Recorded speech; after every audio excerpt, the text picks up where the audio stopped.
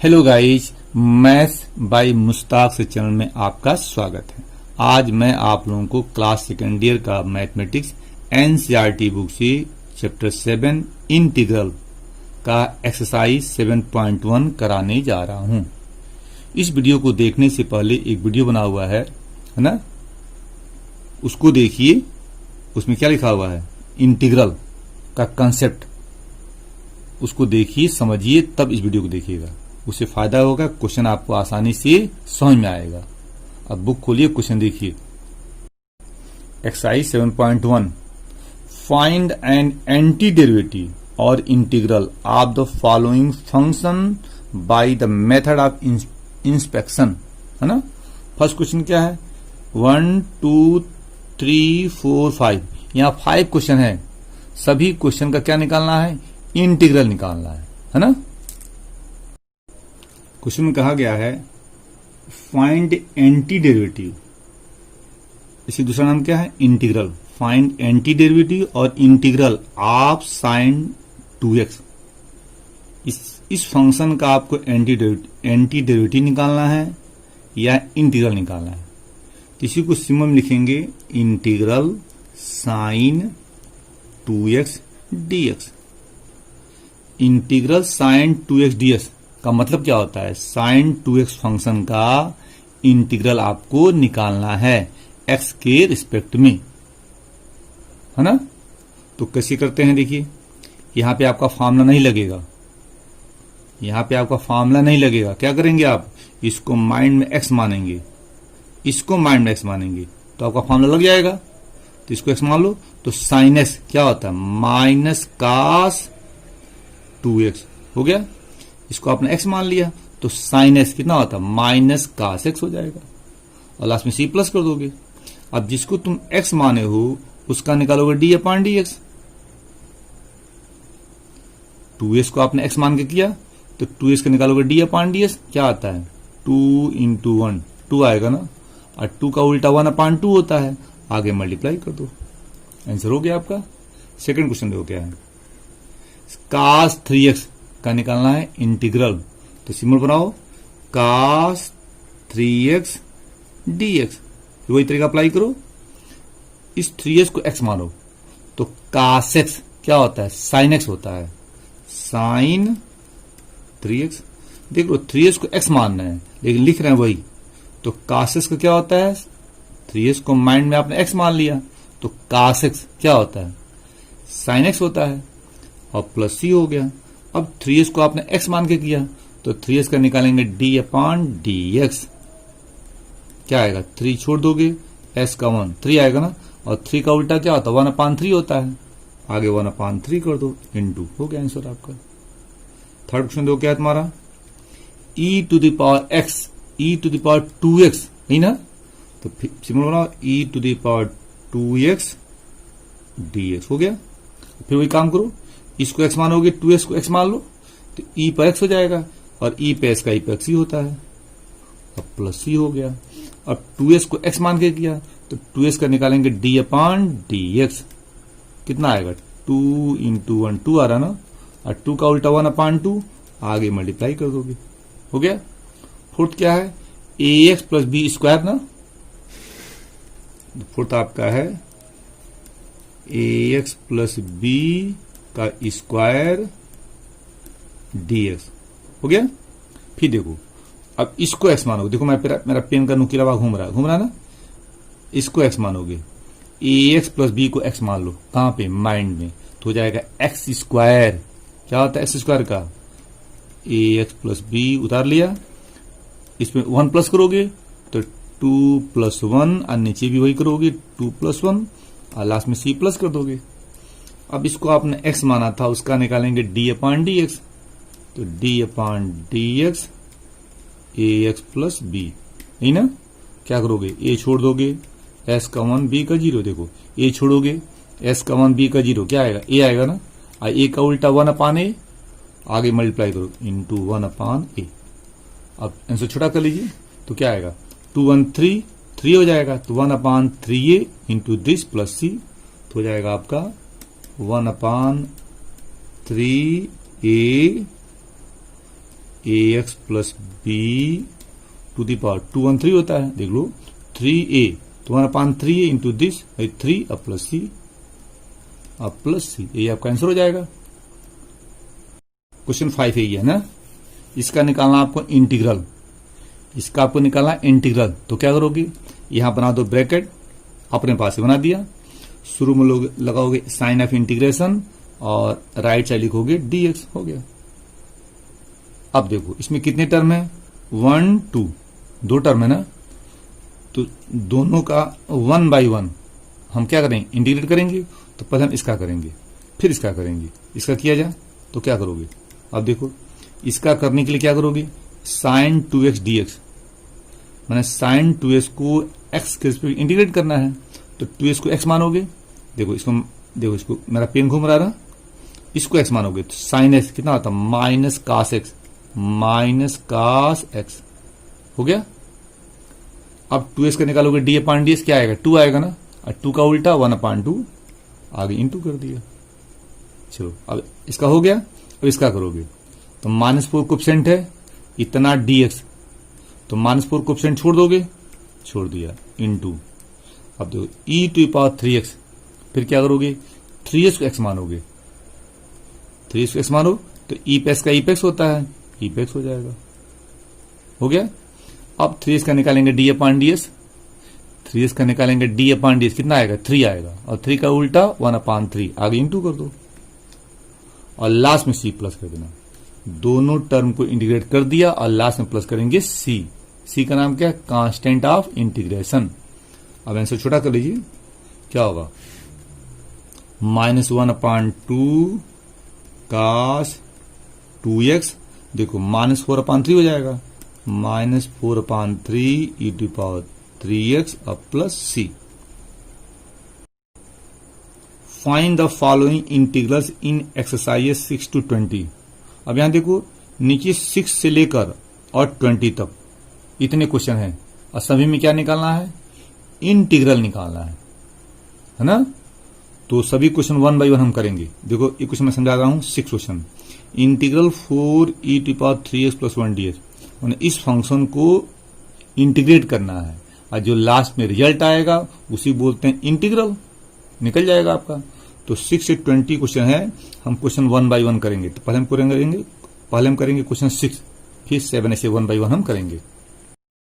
Question 6, integral 4e⁻3x + 1ds, इसमें देखो 2 term है, फर्स्ट टर्म सेकंड टर्म। पहले हम फर्स्ट टर्म को इंटीग्रेट करेंगे, तो क्या किया जाए, 4 कोएफिशिएंट छोड़ दिया। अब e⁻3x, तो क्या करोगे, 3x को x मानोगे, 3x को दिमाग में x मानोगे तो e हो जाएगा, और e क्या होता है, e ही होता है, हो गया। अब क्या करेंगे, 3x का निकालेंगे d/ds, निकालो d/dx ऑफ 3x, क्या आएगा, 3 × 1 3 आ रहा है, और 3 का उल्टा क्या 1/3 होता है, आगे इंटू कर दीजिएगा, आगे 1/3 हो गया। क्या किया, इसका उल्टा 1/3, आगे हम मल्टीप्लाई कर दिए ना। अब देखिए इतना ds हो गया, अब प्लस 1 dx, तो 1 dx क्या होता है, x होता है, और लास्ट में c प्लस कर दो, तो क्या मिला, 4/3 e⁻3x अब प्लस x प्लस c, हो गया आंसर आपका। क्वेश्चन 7, इंटीग्रल x² ब्रैकेट में 1 - 1/x² ds। तो क्या करोगे, पहले इस क्वेश्चन को, पहले फंक्शन को मॉडिफाई करेंगे।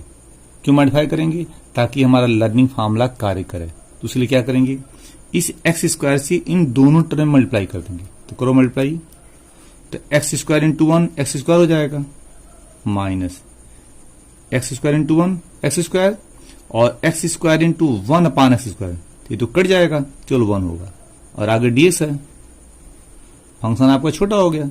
अब लगाइए फार्मूला, x² ds क्या होता है, x³ हो जाएगा, 1 dx x होता है, और लास्ट में c प्लस कर देंगे। Question 8, integral ax² + bx + c ds, इसमें 3 टर्म है, first term second term third term. पहले हम करेंगे फर्स्ट टर्म का इंटीग्रेशन, तो ax² ds, तो क्या करोगे, a कोएफिशिएंट है, छोड़ दिया, और x², इसमें 1 पावर बढ़ा दोगे तो कितना 3 हो जाएगा ना, तो x पे 3/3 हो गया, प्लस अब देखो bx dx, तो b कोएफिशिएंट छोड़ दोगे, छोड़ दिया, b कोएफिशिएंट छोड़ दिया, इस पे 1 पावर है ना, तो एक बढ़ जाएगा ना, तो क्या आएगा x² 2 हो गया, b कोएफिशिएंट छोड़ दिया और x पे 1 पावर है तो 1 बढ़ाओगे ना, तो 1 1 2, तो 2/2 ये भी हो गया।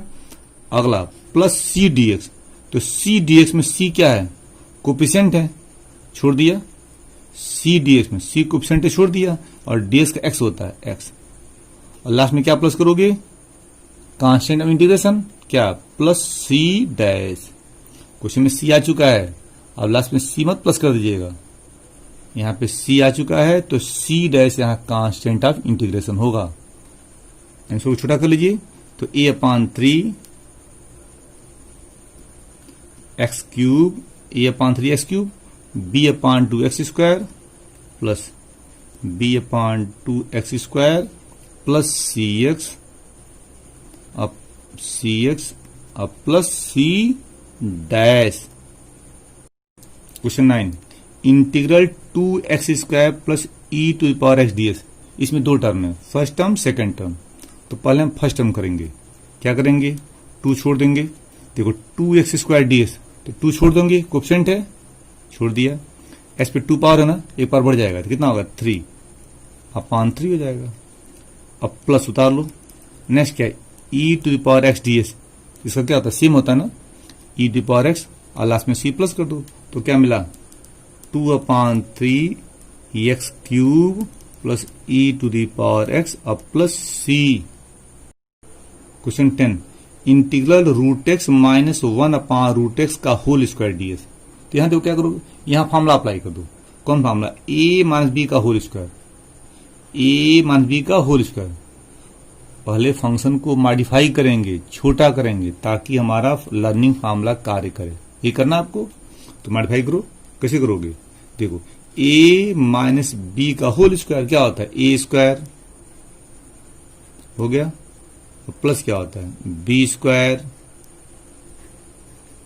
अब माइनस क्या 2ab 2 into √x into 1/√x हो गया, और स्टार्टिंग में लगाओगे कर्ली ब्रैकेट, लास्ट में कर्ली ब्रैकेट और ds, फिर समझो a माइनस b का होल स्क्वायर, तो a² plus b² minus 2ab हो गया। अब ये तो कैंसिल हो जाएगा, √x से √x कैंसिल, आगे बढ़ो, देखो √x का होल स्क्वायर x होता है, 1 का स्क्वायर 1 और √x का स्क्वायर x, तो 1/x हो जाएगा, माइनस 2 और dx, ये भी हो गया आपका। चलिए और थोड़ा किया जाए, x छोड़ दोगे, अब यहां देखो इसमें कितने टर्म हैं, 3 टर्म हैं, 1 2 3, सबका फॉर्मूला हमको याद है। अब हम फंक्शन को मॉडिफाई नहीं करेंगे, क्यों नहीं करेंगे, क्योंकि हमारा लर्निंग फार्मूला अब दिख रहा है कि कार्य करेगा।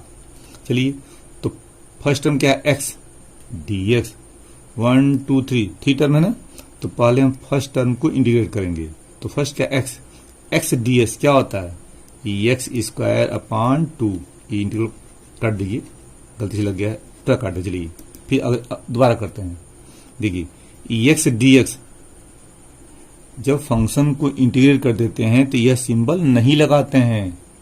देखिए फर्स्ट टर्म क्या x है, तो x ds क्या होता है, x²/2, खुद देखो 1 पावर है ना, तो 1 बढ़ेगा ना, 1 पावर 1 बढ़ जाएगा, 2 हो जाएगा, अब वही नीचे उतार लिया, तो x ds हो गया।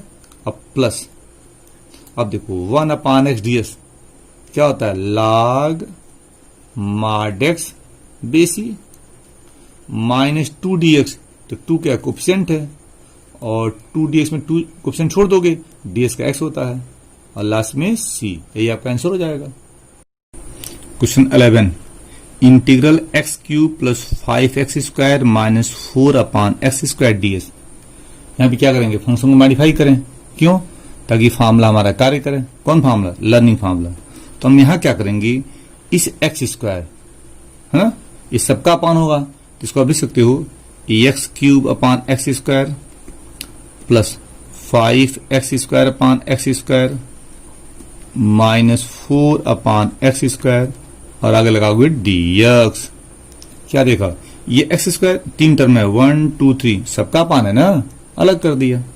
इससे क्वेश्चन आपका आसान हो जाएगा। एक्स क्यूब और एक्स स्क्वायर कितना होता है, एक्स होता है, plus 5x square upon x square 5 हो जाएगा।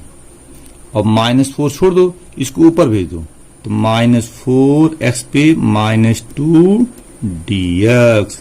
फिर समझो, यहां देखो 3 पावर 2 पावर, x पे 1 पावर बचेगा, यहां लिख दिया। ये तो कैंसिल, 5 हो गया, यहां लिख दिया।